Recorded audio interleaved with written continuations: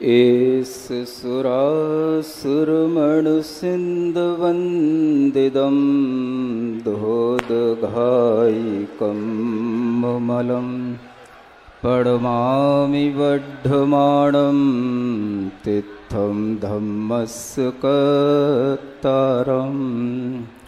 देवादिदेव आदिम तीर्थंकर श्री आदिनाथ भगवान की, कुंडलपुर के बड़े बाबा की, परम पूज्य आचार्य गुरुदेव श्री छोटे बाबा की, परम पूज्य अभिनव आचार्य श्री समय सागर जी महाराज की, परम पूज्य निर्यापक श्रवण श्री योग सागर जी, नियम सागर जी, समता सागर जी, अभय सागर जी, मुनि श्री प्रमाण सागर जी आदि सभी श्रेष्ठ ज्येष्ठ और मुनि श्री सुधा सागर जी महाराज की, सभी अनुज मुनि महाराजों की,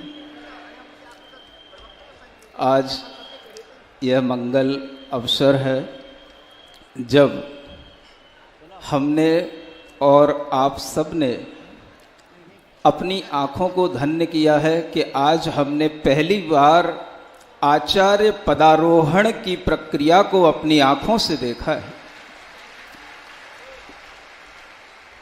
भगवान की प्रतिष्ठाएं तो हमने कई बार देखी हैं, लेकिन आचार्य पद की प्रतिष्ठा आज हमने पहली बार देखी है। और इस प्रतिष्ठा के अवसर पर मैं इतना ही कहना चाहता हूं संक्षेप में कि आचार्य परमेष्ठी के लक्षणों में नियम सार ग्रंथराज में आचार्य कुंदकुंद देव ने कहा है, पंचाचार समग्गा पंचेन्द्रिय दंती दप्पणि दलना धीरा गुड़ गंभीरा आयरिया एरिसा होंती। अगर हम आपसे प्राकृत भाषा में पूछें आयरिया केरिसा होंती, तो आप कह सकते हो मुनि श्री आचार्य श्री समय सागर जी को देख करके कि आयरिया एरिसा होंती। आचार्य ऐसे होते हैं, पंचाचारों से समग्र हैं, परिपूर्ण हैं, जिन्होंने अपने पंचेंद्रियों को इस तरह से संकुचित कर रखा है कि जब से हमने उनका दर्शन किया, पहली बार 95 में जब आचार्य महाराज के दर्शन किए थे, उसी समय पर मुनि श्री समय सागर जी, योग सागर जी आदि मुनि महाराजों के दर्शन किए, ऐसा लगता था कि जैसे चारण रिद्धि मुनि महाराजों के हमने दर्शन किए हों। और उस समय से जब से हमने मुनि महाराज को अपने संग में देखा, हमेशा वह आचार्य गुरुदेव के चरणों में बिल्कुल नजर झुकाए बैठे रहते थे। कभी भी वह आचार्य श्री की ओर देखते ही नहीं, इतने शांत, इतने गंभीर हमें दिखाई देते थे। मुझे लगता था कि यह कभी कुछ बोलते भी हैं कि नहीं।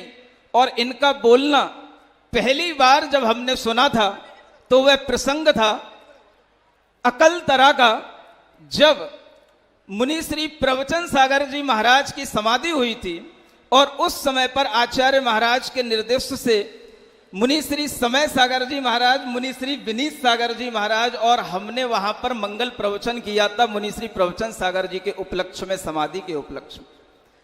उस समय पर मुनि श्री समय सागर जी महाराज ने जो अपना वक्तव्य दिया, उसके बाद में आचार्य महाराज वहां से जब मंच से प्रस्थान किए, चलने लगे, तो हमारी तरफ देख करके बोलते हैं, समय सागर जी तो बहुत अच्छा बोलते हैं।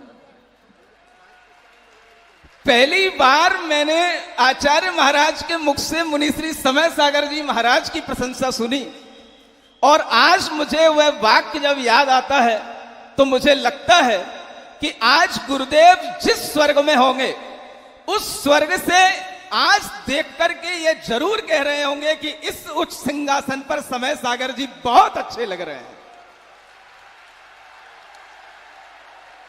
आचार्य परमेष्ठी के लक्षणों को धारण करने वाले, इतने धीर गुण गंभीर, और उस धीरता की अगर कोई एक उपलब्धि हो सकती है या कोई उसका लक्षण हो सकता है, तो उसे हम कह सकते हैं एक फर्म डिटर्मिनेशन, जिनके अंदर एक ऐसी दृढ़ इच्छा शक्ति है जिसके माध्यम से वह ऐसा मुझे प्रतीत होता है कि जिस तरह से आचार्य महाराज ने अपनी इस श्रवण परंपरा को आगे बढ़ाया है, आज हम विश्वास से कह सकते हैं कि उनके अंदर भी वही अंश है और वह उसी वंश के हैं।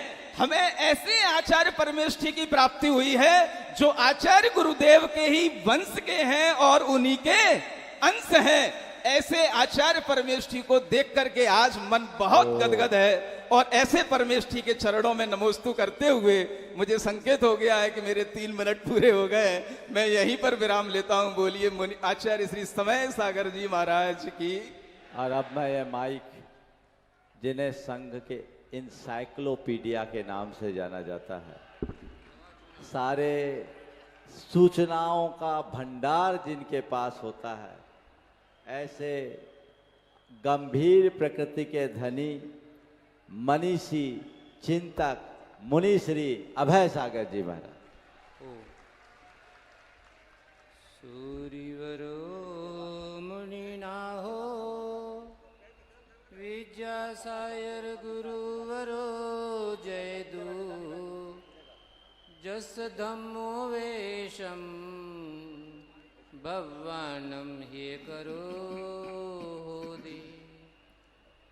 गुरु नाम गुरु श्री ज्ञान सागर जी महाराज की दीक्षा, गुरु परम पूज्य आचार्य प्रवर श्री विद्यासागर जी महाराज की, अभिनव आचार्य श्री समय सागर जी महाराज की, सभी ज्येष्ठ श्रेष्ठ निर्यापक और मुनिराजों की जय।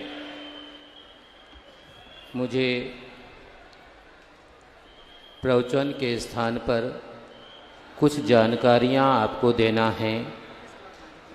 आचार्य भगवान का चतुर्वेद संघ, जिसमें आचार्य भगवान के 48 वर्षीय गणपोषण काल में जिनके करकमलों से 131 मुनिराजों को जैनेश्वरी दीक्षा प्राप्त हुई, 172 आरिकाएँ हुई, 61 एलक पद के धारक हुए, तो 141 क्षुल्लक पद पर आसीन हुए और 3 क्षुल्लिकाएँ संयम के मार्ग पर अग्रसर हुई।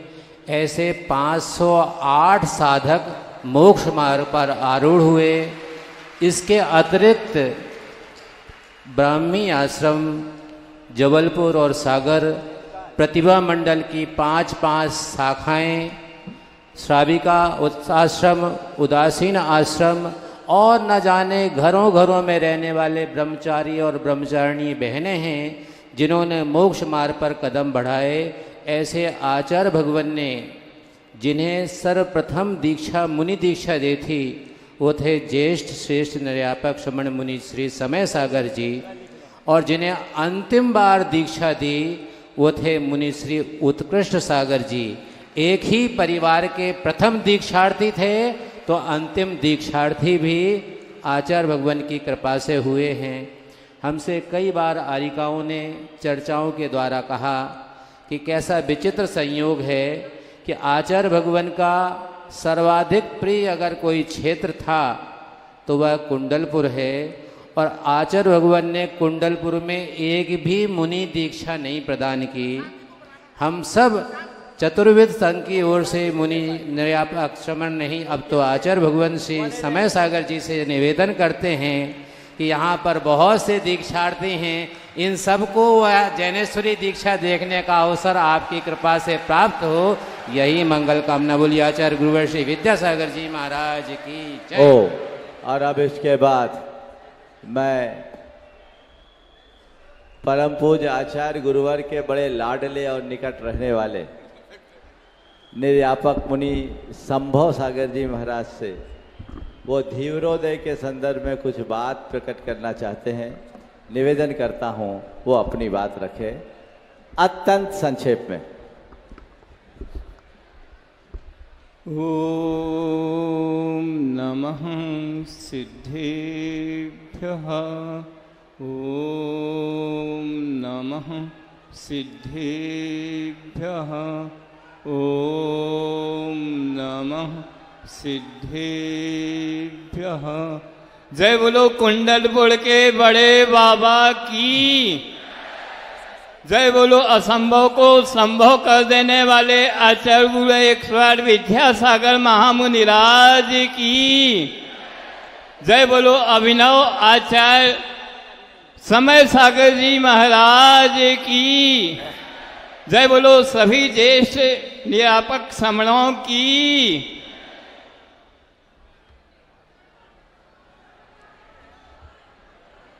मुझे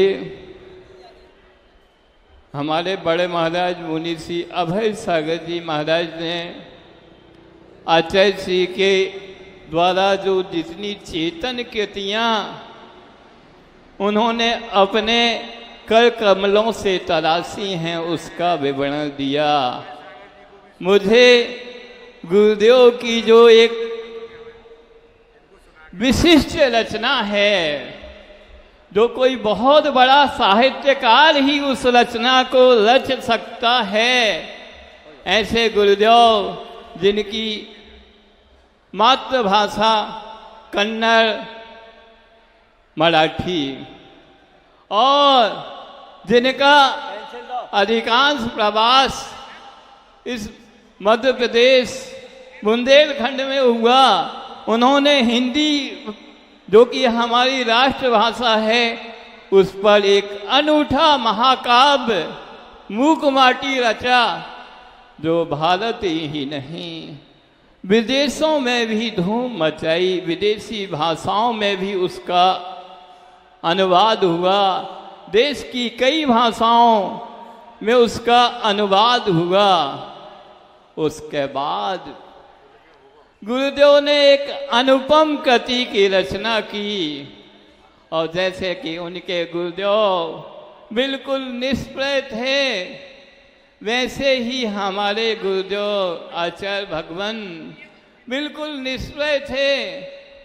वह कृति थी धीवरोदय चंपू काव्य। यह संस्कृत भाषा में लिखा गया गुरुदेव के द्वारा एक ऐसा अनूठा काव्य है। साहित्यकार लोग बोलते हैं गद्यम कविनाम निकषम वदंती। गद्य काव्य की कसौटी कहलाता है। उस रचनाकार कवि का तभी सफल में कहलाता है सफलतम जब वह गद्य में लेखन करे, पद्य या कविता में वह कसौटी में खड़ा नहीं होता। तो आप सब जानना चाहेंगे कि ये चंपू काव्य क्या है। तो चंपू काव्य वह होता है जो गद्य पद्यमयी काचित चंपू इति अभिधीयते, जो गद्य और पद्य दोनों में जिसका लेखन होता है वह काव्य से तो बड़ा है, महाकाव्य से छोटा है। तो ऐसी वह रचना गुरुदेव ने लिख के रख दी थी। उसका प्रकाशन भी उनके लिए वह उदासीन थे। जब संयम स्वर्ण महोत्सव का अवसर आया तब गुरुदेव की कोई नई रचना निकलनी चाहिए। तो उन्हें उस बस्ते से जब यह निकाला गया तो आचार्य जी कहते हैं हमने तो यह सोच के इसे छोड़ दिया कि अभी यह कच्चा है, इसमें काफी परिश्रम करना पड़ेगा, 1 मिनट उसकी जो महत्ता है उससे आएगी। तब उज्जैन विश्वविद्यालय के जो पूर्व कुलपति थे मिथिला प्रसाद त्रिपाठी, उनको वह कृति भेजी गई। जब उन्होंने आद्योपांत उस कृति का अध्ययन किया और अध्ययन करने के बाद जब वह गुरुदेव के दर्शन करने के लिए पधारे तो सबसे पहले वह उनका कोई वाक्य निकलता है तो वह बोलते हैं कालिदासम स्मारयति। यह कृति जो धीवरोदय है चंपू काव्य वह कालिदास का स्मरण कराती है। जब उनके मुख से यह शब्द निकला तब गुरुदेव ने सोचा कि इस कृति में इतनी गहनता होगी और तब उस कृति के प्रकाशन के लिए आशीर्वाद प्रदान किया। और वह भी मूल उन्होंने कहा हिंदी नहीं होगी, क्योंकि मूल संस्कृत में ही उसके भाव समझ में आ सकते हैं और उसका विमोचन अभी इसी फरवरी माह में होना था गुरुदेव के स्वयं सानिध्य में, पर वह नहीं हो पाया।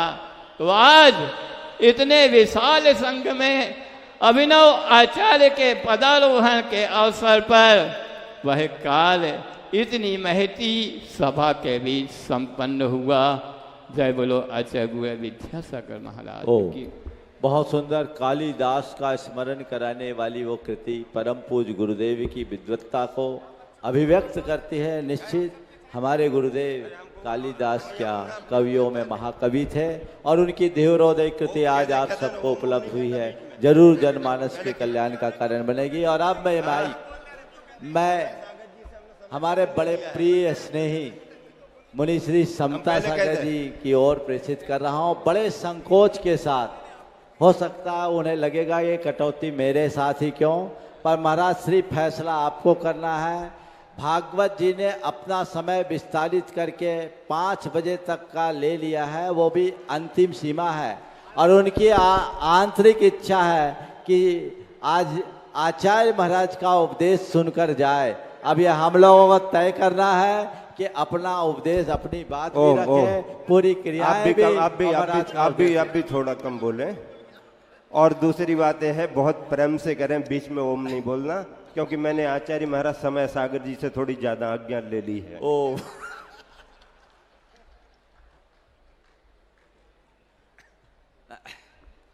ओम ओम नमः सिद्धेभ्यः। अहिंसा परमो धर्म की जय। गुरुवर आचार्य श्री विद्यासागर जी महाराज की जय।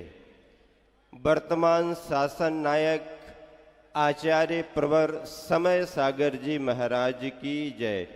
ज्येष्ठ श्रेष्ठ सभी मुनिवरों की जय। सभी साधर्मी मुनिवरों की जय।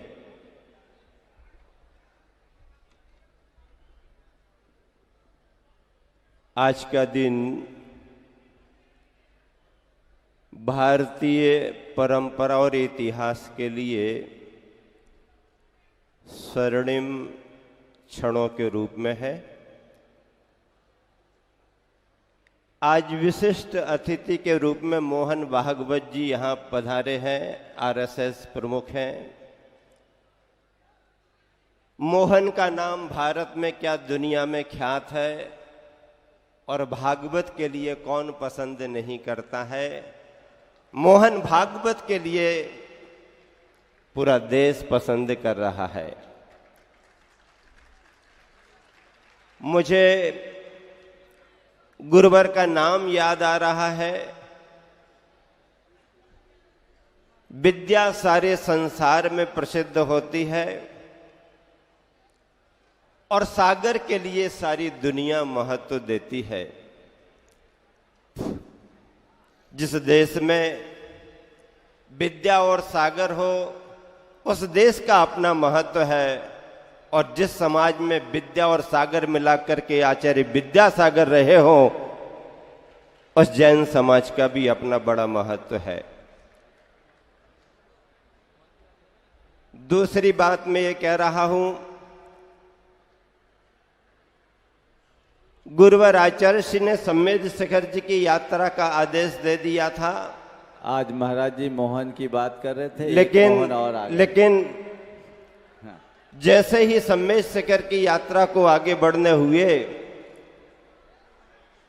आचार्य श्री की अस्वस्थता का समाचार मिला। हम चारों महाराज जियों के चरण चंदगिरी डोंगरगढ़ की ओर बढ़ गए।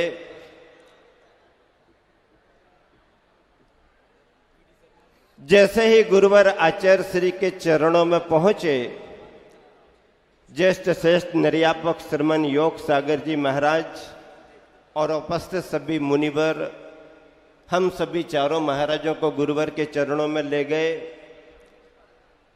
तारीख 16 फरवरी थी, गुरुवर की जागृति अंतिम दिनों की।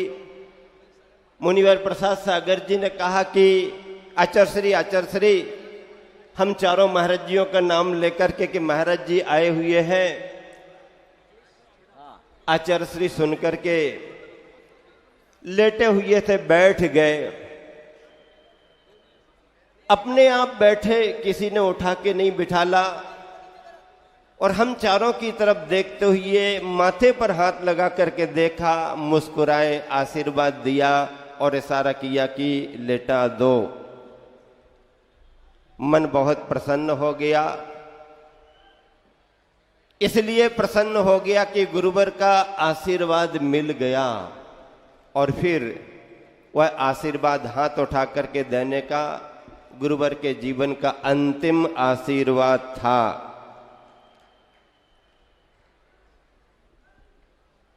जागृति गुरुवर की बहुत रही, इसे कुछ बताने की जरूरत नहीं है। पिछले दिनों में बताया, समाधि के अंतिम क्षणों में जब गुरुवर के चेहरे को देखा तो स्वर्ण जैसा चमक रहा था, शरीर क्रस्त था, व्याधिग्रस्त था, लेकिन मन निर्विकल्प और प्रसन्न था।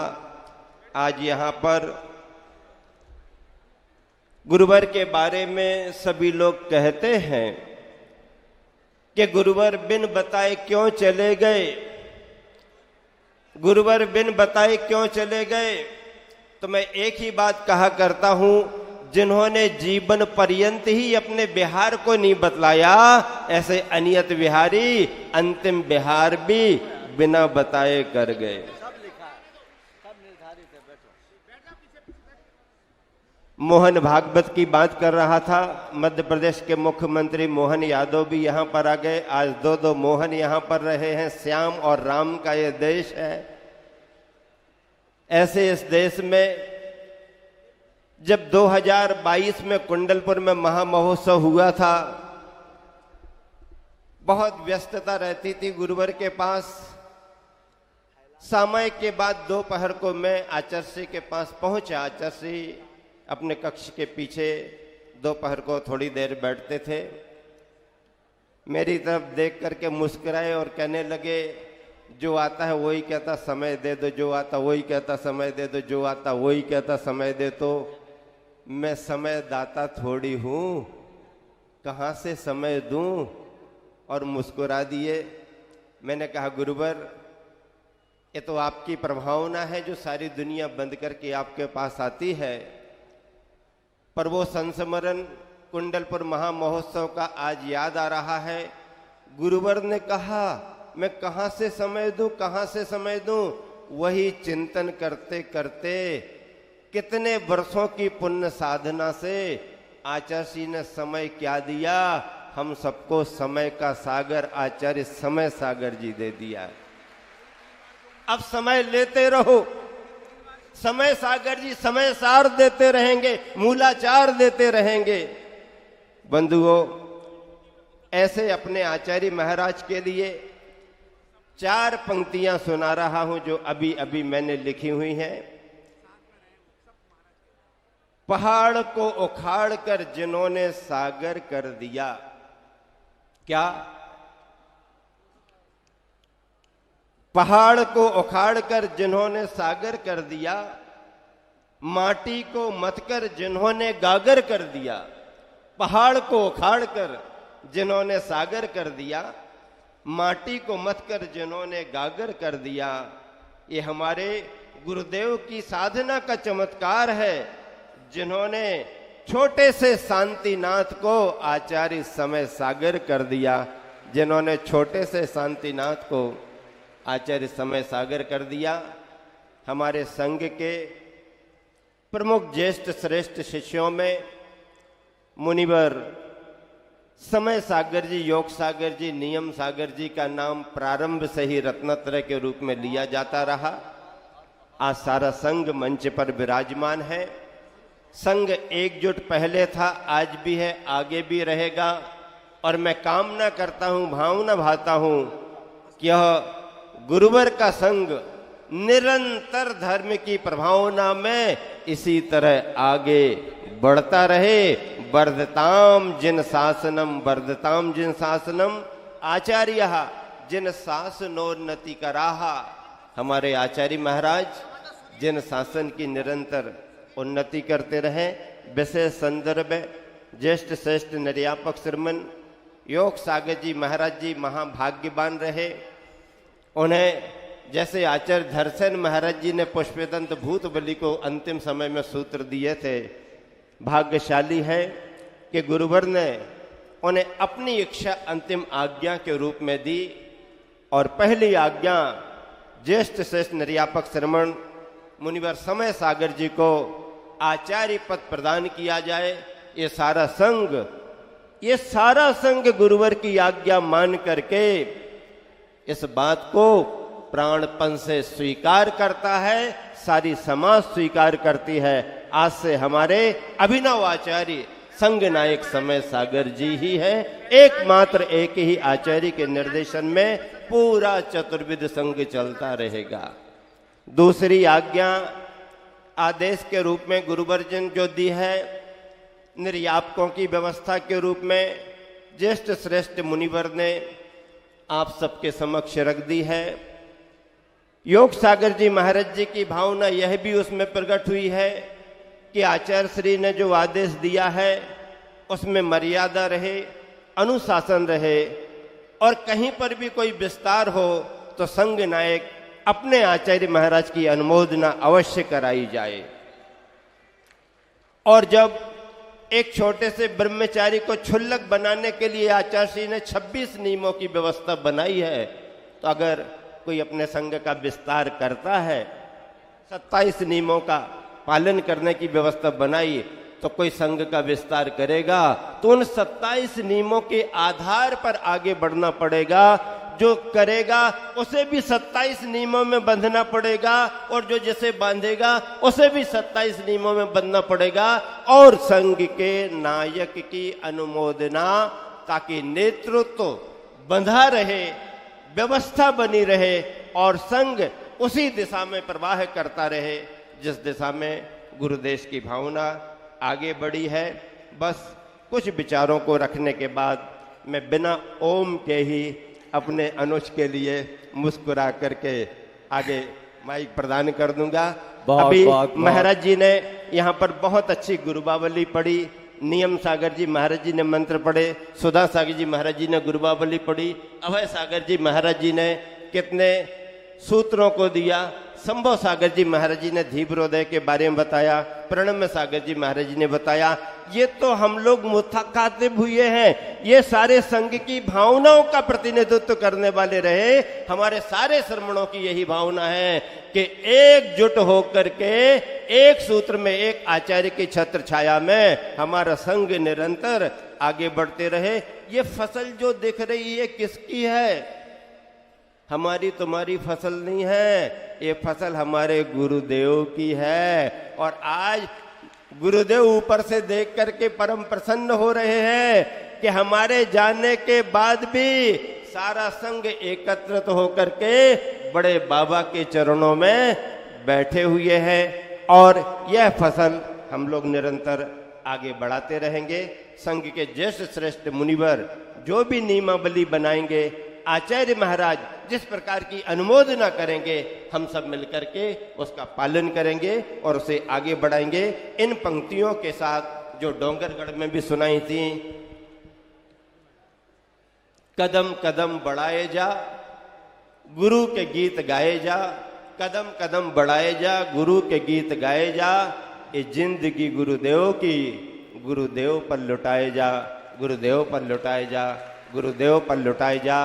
सभी के प्रति सद्भावना, सभी के प्रति शुभ भावना और समाज के प्रति आशीर्वाद का भाव। महाराज जी अपना मार्गदर्शन हम लोगों को देंगे और क्रियाएं आगे बढ़ेंगी महावीर भगवान की। ओ बहुत बहुत आभार, आपने मेरे संकोच को दूर किया। और अब मैं आचार्य पदारोहण की क्रियाओं के लिए परम पूज्य नियम सागर जी महाराज से निवेदन करूं, उससे पूर्व आज के इस महा महोत्सव में अपनी सहभागिता प्रदान करने के लिए जो प्रत्यक्ष रूप से यहाँ उपस्थित हुए हैं, मध्य प्रदेश के यशस्वी मुख्यमंत्री माननीय डॉक्टर मोहन यादव जी।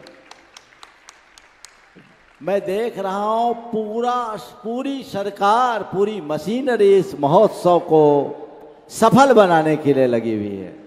मैं मुख्यमंत्री जी की प्रशंसा करूंगा और साथ में उनके ध्यान में दिलाना चाहूंगा कि यहाँ का जिला प्रशासन, खासकर यहाँ के कलेक्टर महोदय ने और पूरे प्रशासन ने, कमिश्नर महोदय ने न रात देखा ना दिन, सब कुछ किया। ये गुरु भक्ति का उत्कृष्ट उदाहरण है। और उनके साथ वी डी शर्मा जी भी आए हैं, मोहन यादव जी।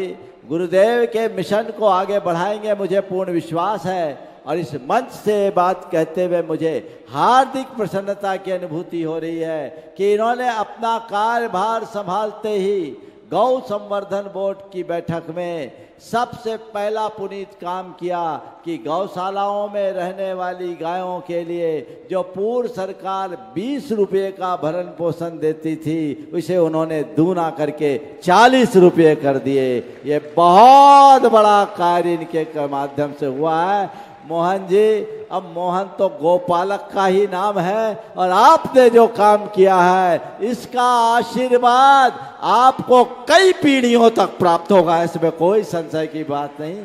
बहुत उत्तम काम किया है। गुरुदेव की भावनाओं को, जब कोई गौ सेवा से जुड़ा काम करके गुरुदेव के चरणों में जाता था तो गुरुदेव के रोम रोम से आशीर्वाद निकलता था। आप मान लीजिए उनका भरपूर आशीर्वाद आप पर बरस रहा है।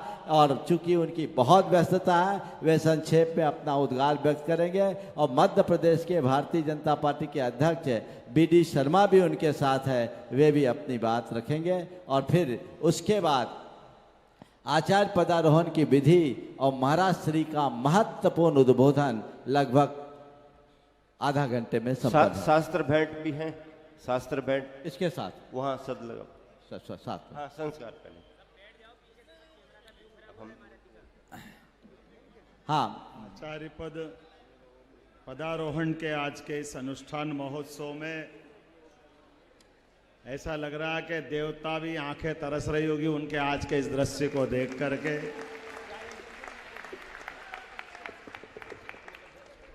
आचार्य समय सागर जी महाराज का पदारोहण और हम सब मानव चक्षुओं से अपने दृश्य को समझने की कोशिश करते रहेंगे, लेकिन समझने के लिए मुझे लगता है कि जब तक आपका आशीष नहीं मिलेगा हमको सच्चे अर्थों में ये हमको समझ में ही नहीं आएगा कि ये हम कौन सी दुनिया में पहुंच गए।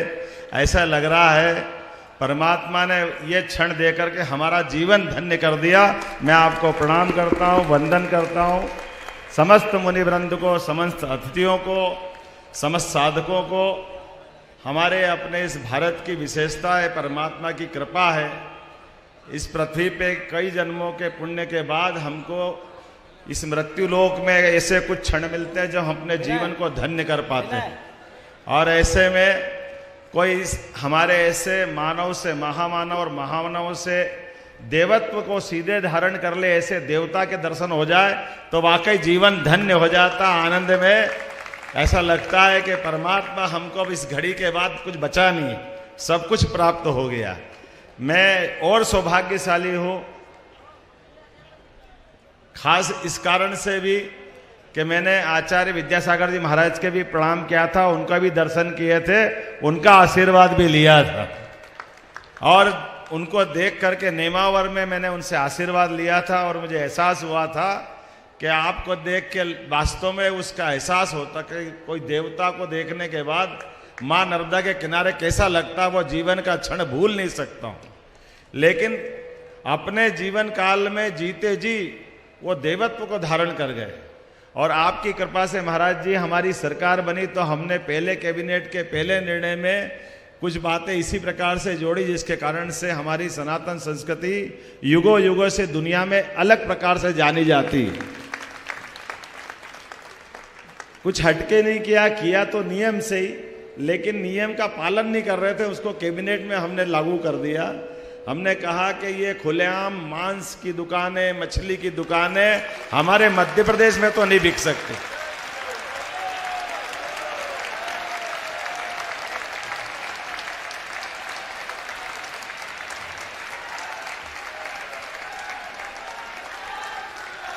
और केवल आदेश नहीं दिया, हमने कहा कि अगर का आदेश का उल्लंघन पाया जाएगा तो वो वहां नहीं रहेगा जिसके हक में ये है कि वो उसका पालन करना चाहिए, इसलिए त्वरित गति से उसको पालन भी कराया गया। और ये करके किसी पे एहसान नहीं किया, हमने अपने मूल धर्म का पालन किया जिसके आधार पर संविधान की शपथ ली थी।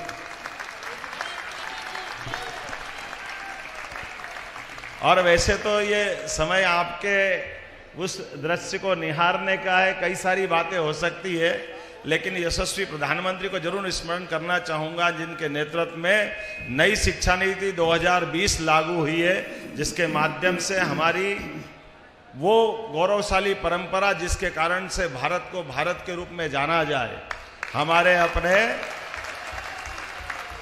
उस गौरवशाली इतिहास के ऐसे कई पृष्ठों को स्मरण कराते हुए हमारी भावी पीढ़ी को उस लायक बनाया जाए जिसके कारण से वो गर्व और गौरवान्वित हो सके। उसमें भगवान महावीर स्वामी के विविध पक्ष, हमारे 24 तीर्थंकरों के विविध पक्षों को हमने पाठ्यक्रम में हिस्सा दे करके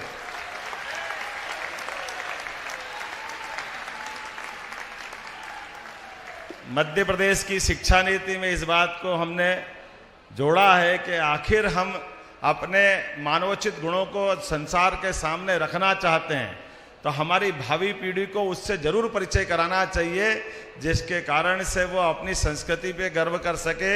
ये संत की परंपरा, ये देवत्व की परंपरा केवल बोलने से नहीं होती, ये जीवन में कष्टों की परिसीमा और पराकाष्ठा करके भी मूल जीवन के तत्वों को बनाए रख करके बाकी को जीने की प्रेरणा देने की जो परंपरा है, वाकई वो वंदनीय है, अभिनंदनीय है, हमें इस पे गर्व है।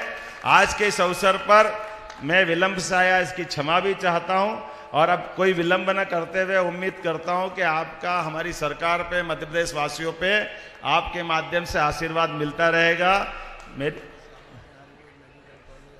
वैसे आपकी जानकारी के लिए बता दूं कि सागर में आयुर्वेदिक मेडिकल कॉलेज जो बनने वाला है, हमने आचार्य विद्यासागर जी महाराज के नाम पे उस मेडिकल कॉलेज का नाम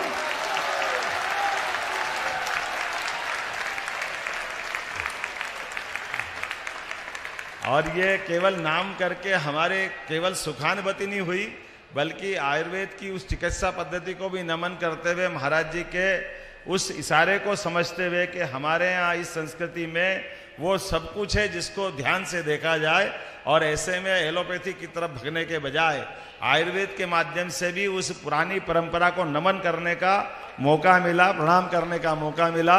अब मैं और कोई विलंब नहीं करते हुए पुनः आपके इस पदारोहण कार्यक्रम में आपका आशीर्वाद हम पे सब पे मिलता रहे, आपके माध्यम से आपकी कृपा पूरे प्रदेश पे, पूरे देश पे बनी रहे।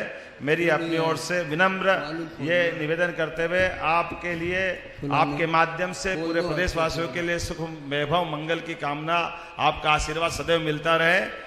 बोलिए आचार्य विद्यासागर जी महाराज की। बहुत बहुत अच्छा उद्बोधन डॉक्टर मोहन जी ने कहा और मुझे उम्मीद है आप जैसे नेतृत्व से भारत और भारतीयता सुरक्षित रहेगी।